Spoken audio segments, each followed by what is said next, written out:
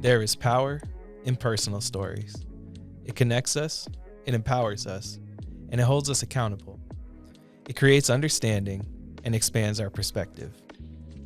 This is Big in the Community with Jonathan James at the Kalamazoo Promise, a podcast aimed to highlight local leaders, collaborators, and innovators in the greater Kalamazoo community. In this episode, I sit down with Zach Garton, and we talk about his passion for community, all the different resources here, and just why he fell in love with our town. All right. True belonging is not passive. It's a practice that requires us to be vulnerable, get uncomfortable, and learn how to be present with people without sacrificing who we are. And that's Brene Brown. So we have an amazing guest here this week, Mr. Zach Garton. You want to, my bad, did I say your last name the right way? You said it correctly. Okay. Man, I should have asked about that before. But you want to introduce yourself? Tell us a little bit about yourself. I went back to school late in life. I think we all have our different paths and journeys. I went to KBCC and started in multimedia and video. I have a passion for news all my life, and I was working at WWMT, was thrilled when I got the acceptance letter, was working as master control. Everything you see on air, from breaking news to weather alerts to CBS News alerts and your shows on what used to be the CW7. Mm-hmm. I put that up there, segmenting the shows and all that. And if I wanted to make the show go blank, that just one big button, you wouldn't be seeing anything on the air for the entire night. Mm-hmm. But no, passion is something that you learn over time, I find. Mm-hmm. Passion can change. And as I spent 4 years at Channel 3, I found Kalamazoo is my passion. Mm. And that's where I changed my degree to communications. I spent 4 years doing that degree at KBCC, where there are wonderful instructors that are passionate about their students. And just because you want to go to school and you want that university experience does not mean you cannot get it at a community college. Mm-hmm. I had wonderful support. I had great advice and had instructors that guided me to the path where I led to seeing the heights and was able to continue my journey during what was a unique time for us in our country and in the world during the COVID-19 pandemic. Mm-hmm. My communication instructor, Jenny Ott, suggested that I do the online program there and go for their communication degree. So I took her advice. I did that. Mm-hmm. While I was going for that, I changed from working at WWMT, working third shift, to working at the Radisson, and was working in what used to be Rio, at where the lobby bar is currently. Mm. Also working on 3 other committees there, the Green Committee, the Responsible Business Committee, and the Fundraising Committee, getting to learn excellent leadership skills from the wonderful managers there, and meeting my good friend Derek Rika and mentor. I take it as just a next step in my life journey. Mm-hmm. Meeting him, I learned so much in life from him. Everything happens for the purpose. From going to school, the KBCC late in life, having that instructor, Jenny Ott, tell me what I'm good at. I'd be good at going to Siena Heights instead of WMU. WMU is a great school, but everyone has their own path. Mm-hmm. But then going on to the Radisson, meeting Derek, getting that advice, seeing where I'm good at, continue getting that leadership, and then moving on after graduating and still getting that mentorship. And then eventually doing freelance marketing. I wound up at WMed. I stayed there for a while, and then I wound up at the Kalamazoo Community Foundation, and I'm currently just moving on. So you've been all over the place. Yes. I've been at WMed. I went to KVCC. I did go to Western. I had a tough time there. But that's really my fault, not the school's fault. But you've gone through a lot of different roles. How have those experiences kind of, you said, passion is kind of learned or like you develop it over time. How have your experiences shaped your passion for storytelling and for local impact? As we all know, we learn about ourselves every single day with every single life experience. With that experience comes failures, achievements, and we grow with those. Through different positions, I learn more about myself. I learn more what I'm good at, what I'm bad at, and also where my passion's at.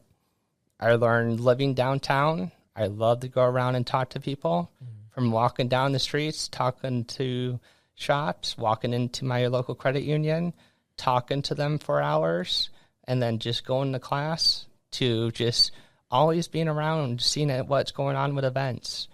I started to learn Kalamazoo is my passion. And then I was thinking, what can I do with that passion? Well, I love photography. Okay, what can you do with photography? Okay, and then it's moving on to that, well, marketing. And then how do you get into that? So it's trying to move into each role, but then after figuring out, boy, I don't like sitting in a desk for 8 hours. I like being out, being involved. I love talking to people, love seeing what's going on at different community organizations, building relationships. And that's where I feel like at each point in our life, you think you have it figured out, but then something throws you a curveball, and it's like, whoa, you don't have that figured out. This is something that you learn as you go, and you still, every single day of your life, you're going to learn something new. It's good stuff. I'm taking notes over here. Now, I looked up your LinkedIn and whatnot. Your Clifton strengths. You got maximizer, futuristic, activator, woo, and competition. So how could someone with those strengths help others grow? As you can tell, I'm heavy in the influencer area. And only in futuristic, I use that to plan ahead.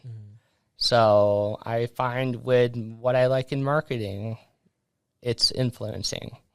And I use it for influencing what I love. My passion is the community.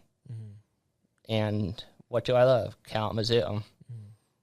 And how do I do it? I do it in my strengths with photography. I do it in my strengths with social media. And I do it in my strengths with relationship building, community development, and networking. And I feel like when you find what you're good at, when you find what your strengths at, that's where you can make the positive impacts for your community, and you can find what makes you happy, and you can go out there and make that in the world. That's good stuff. So when you've worked both kind of like you were saying, like behind the scenes, and then also in a front facing position, like in the community where you're out and about. I see you post on LinkedIn like every day. I'm like, man, we got to get this dude on the podcast. Like he's everywhere. But doing all that work, how do you stay grounded? How do you stay energized for purpose-driven work? It takes a lot. Say I have a good board of directors. Say I got good friends. I got a wonderful wife. And, I take time to go do stuff for what I love. Come fall, I'm always up in Ann Arbor. I'm sorry. Go blue. Oh. Hey, it's cool. I say go Broncos. Well, we'll wait till next year in Germany, but hey. That's another story. But no, it's going to do stuff that I love. It's taking self-care of yourself. Because, when, like you said, when I'm all all running around town, it does take a lot of energy. And, at times I feel tired. I just want to go home. But if I've done that before and I was like, man, I really wish I went out. That is my energy. People energize me. Going out, seeing what's going on, talking to these individuals, learning about our community, that's my passion. That energizes me. But then also having that support system where I can just, hey, I need to talk. And just having that person or that few individuals that would just listen to me and give some advice, that's what keeps me going. That's good stuff, because I know sometimes we can forget to check in with ourselves, forget to take care of ourselves. I do that all the time. I get burned out, and I'm like, man, you know what, Kane, sick and tired of you taking forever to edit these podcasts. Sick and tired. Kayon, why aren't you here? I'm talking to you. You're the producer. It's fine though. I'm just talking.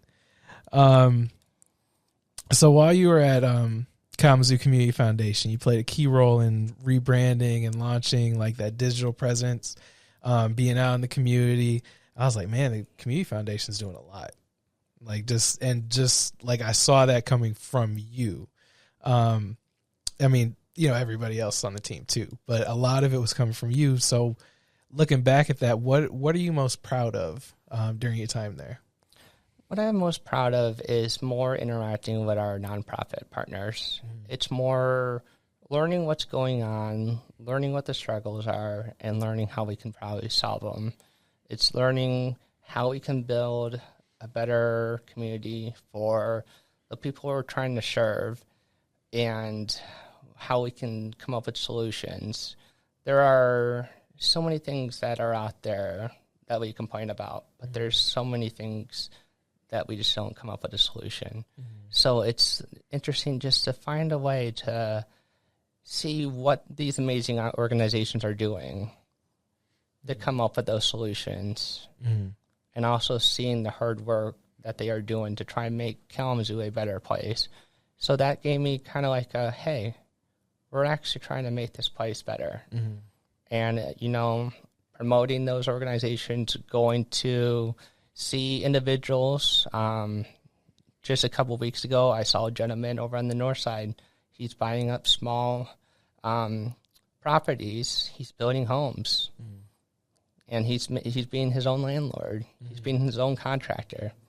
There's amazing things going on right here in Kalamazoo.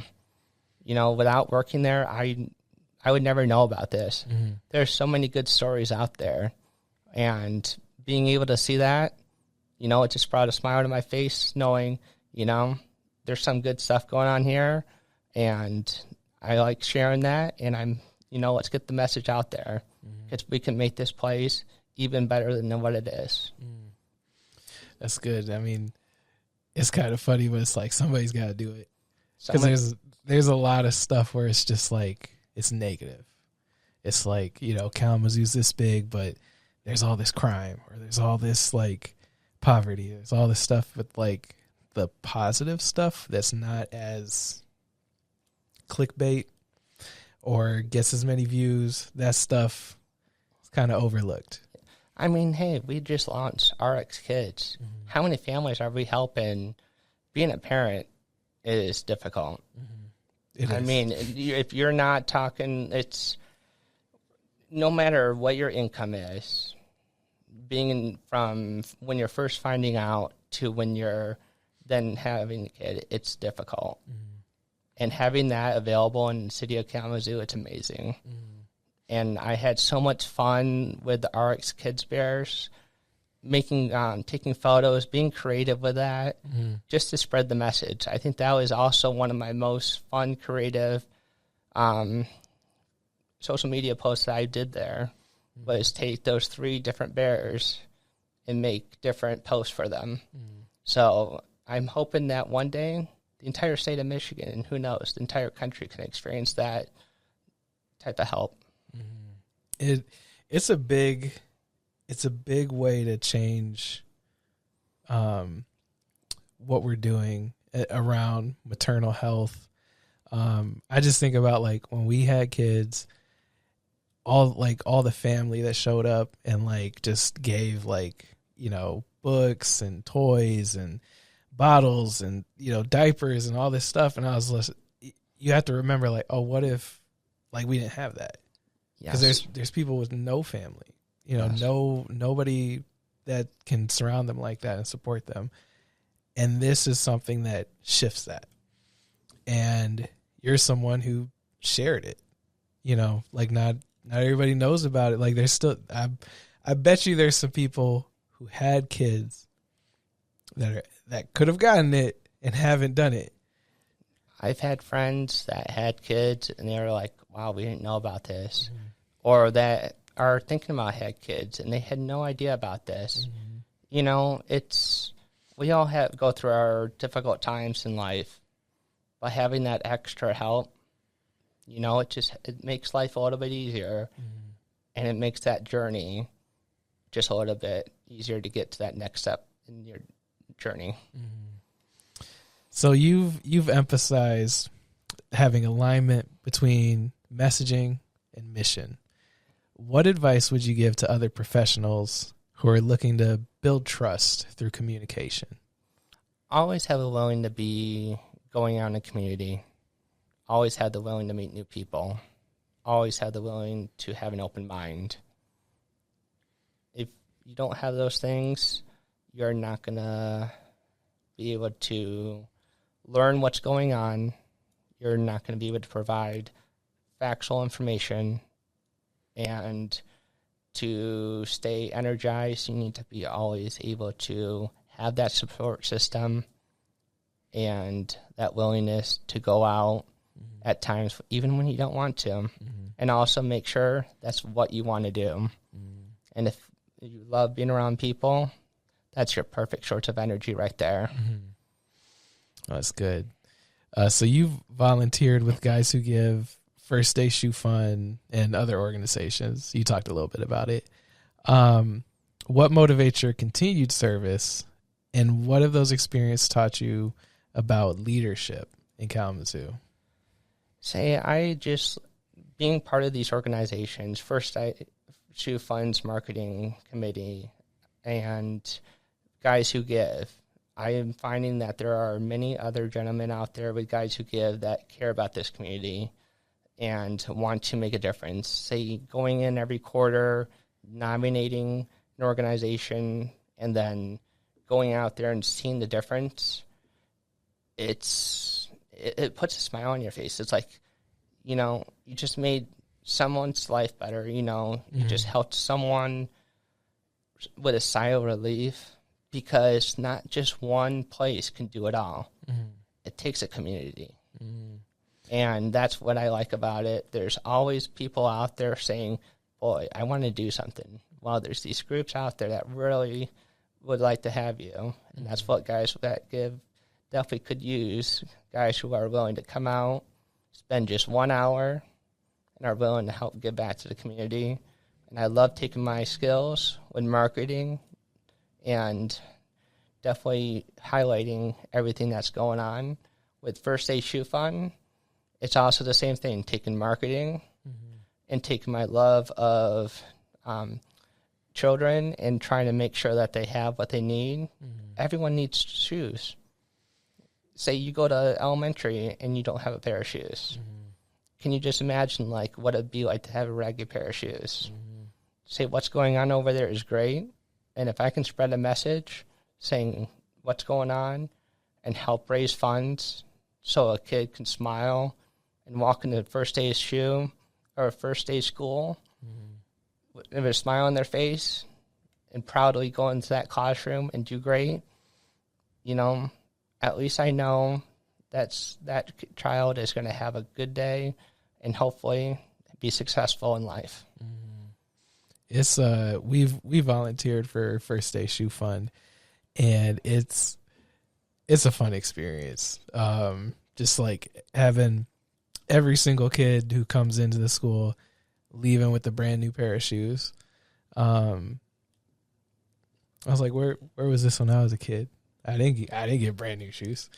I got shoes. no diss to my parents. We got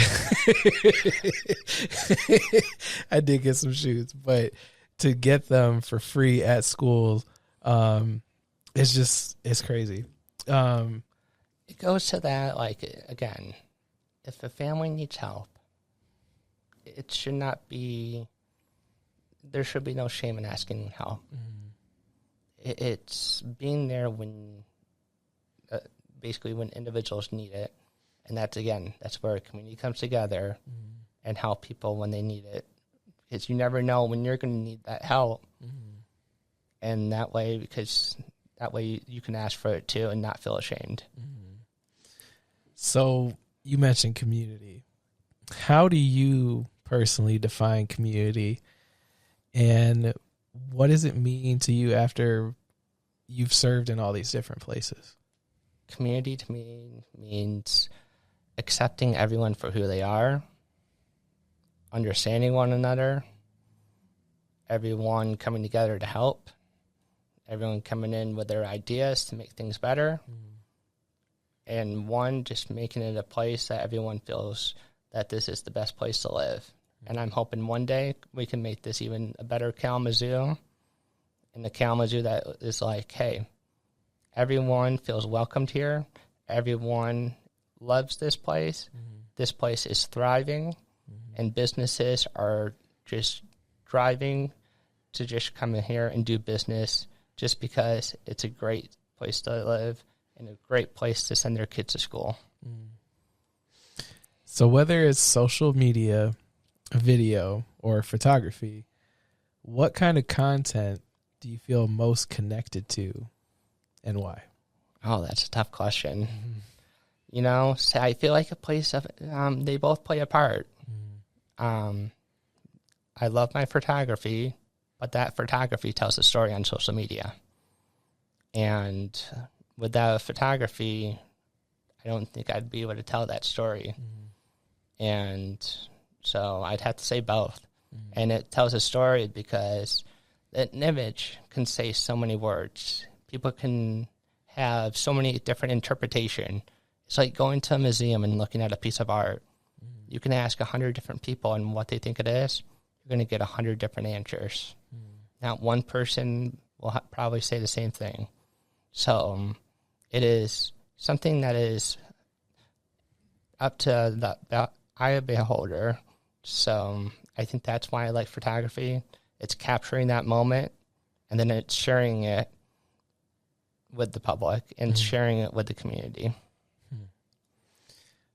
These are all good answers. Can you share a moment or a project that reminded you, this is why I do what I do? My voice got extra deep on that one, man. I think where I really found it was back at the Radisson in the fundraising committee. I was a lead on the Loaves and Fishes football fundraiser.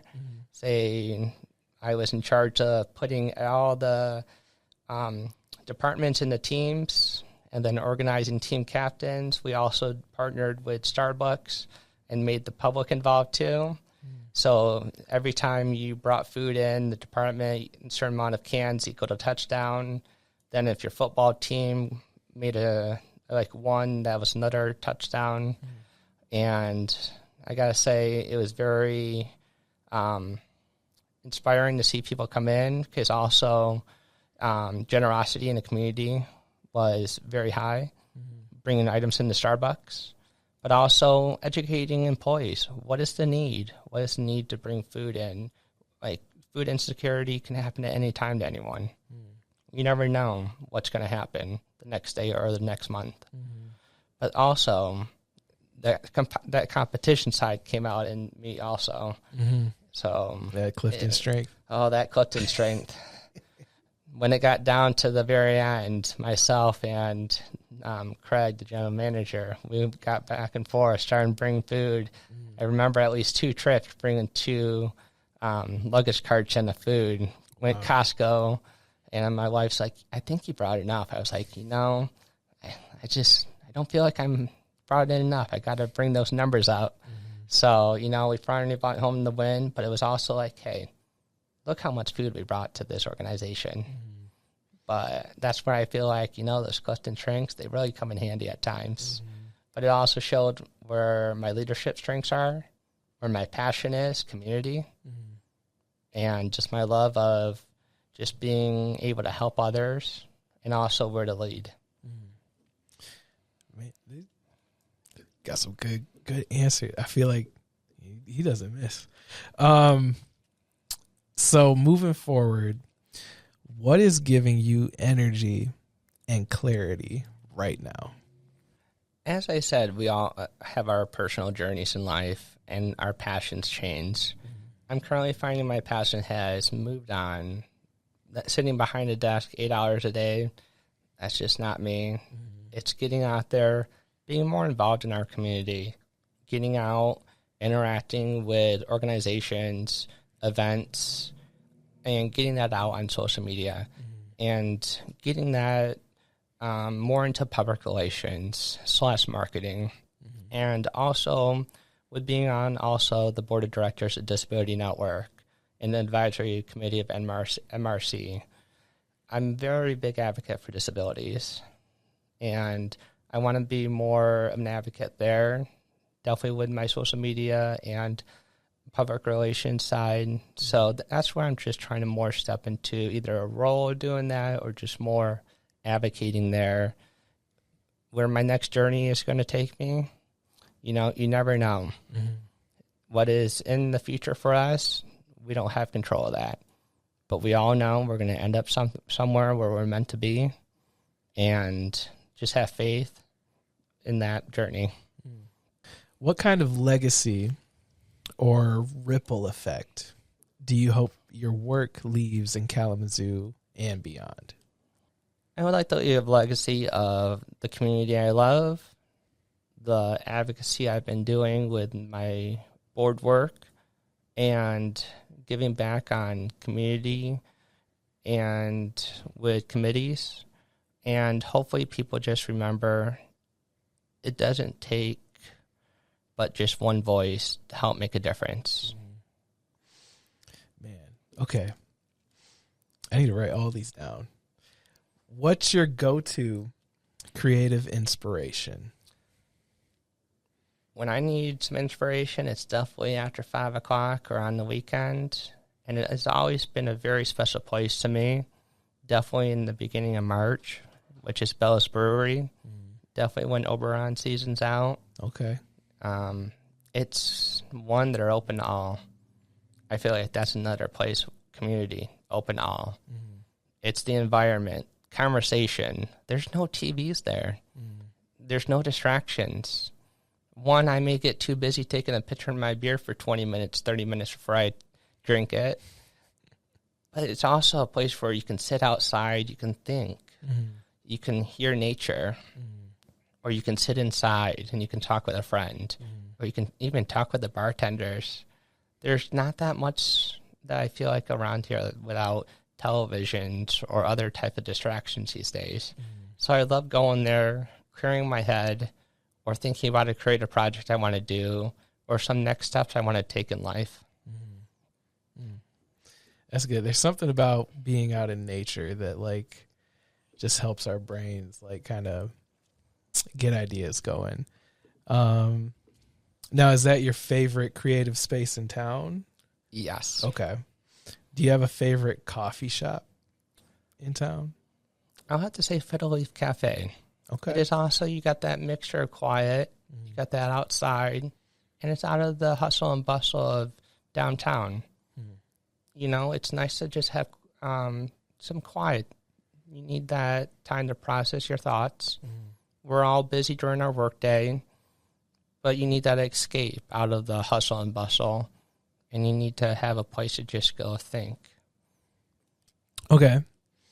What advice would you give your younger self, maybe when you were at KVCC or Siena Heights? Don't have a plan for your life. I had everything planned out, had a deadline, had a schedule. Your life's going to change multiple times. What you think is your schedule, what you think your plan is in life, it's going to change. You don't even know your life plans are. You don't even know what's going to happen to you 6 months, a year, 5 years, 10 years. Just live every day. Just enjoy life. I was too busy trying to get done with school, make my career goals. You know, if I could tell my younger self, I could have enjoyed more time. I was very career focused and too busy just trying to get done. But, you know, just enjoy every day, because what happens is going to happen during your journey in life. That's good stuff. Do you have any questions? Yes. So I know we kind of got off on the sports area. Now, if you Okay. had to name your favorite professional and your favorite college sports team, what would it be? And what type of sport? Okay. So my favorite professional sport is basketball, NBA. Favorite team, OKC Thunder. They just won. They're champions. People got a lot to say about them. Shai Gilgeous-Alexander, one of the greatest point guards ever. That team is just top tier. They're young. I feel like it's going to turn into a sports podcast for a second, but we got time. But they have so much talent. They're so young. They're just going to get better. They got like 1 million first round picks, and they're going to keep getting better. So that's my favorite team. I've been a fan of them since like Westbrook was there, Durant was there, Harden. And to see like, to go through like all the hate of like, why'd they trade him? Why'd they do this? Why'd they do that? And then to see them back and they won. Oh man, I'm going crazy. I'm talking so much crap to everybody. I'm like, yeah, that's right. My Thunder, baby. What's up? And then you said for college. So this is interesting because I haven't really been into college sports. Right. My wife, her family, they're into college sports a lot. I'm trying to get more into it. It's never too early to become a Michigan fan. I don't know. I got to root for the Broncos. I mean, I don't know. Because there's like the, go blue, go green. Like everybody has their things, but like I just don't have a tie to either one. So I'm kind of like, You know what? We'll talk about going to a Michigan game, whether it's a football or hockey game. How does that sound? Okay. How about WMU versus Michigan? Okay. Then we have WMU in there. Mm-hmm. We're talking national champions versus Michigan. Okay. We could talk about that. I covered everything in your question, right? Okay. Do you have any other questions? No. Okay. How can people support the work that you're doing? Always, I enjoy talking. If you're wanting to get information out, feel free to reach out to me on my LinkedIn. That is the best way to reach me. Interact with the post. You want to get a story out? I'm always up to meeting someone new, meeting a new organization. You can always find me at every Tuesday, one time a month, Rise and Thrive. Just this morning at the Nature Center. So come out and find me, or come out and find me at a chamber event and interact. And just reach out. I'm always open up to new possibilities and always have to learning other different things about this wonderful community. Awesome. Yeah, I think we're good. Thank you so much for being here. Thank you for all your answers. They were so good. And we'll just have to keep in touch, and I can learn from, how you get involved with the community. So thank you. Thank you for having me. Of course.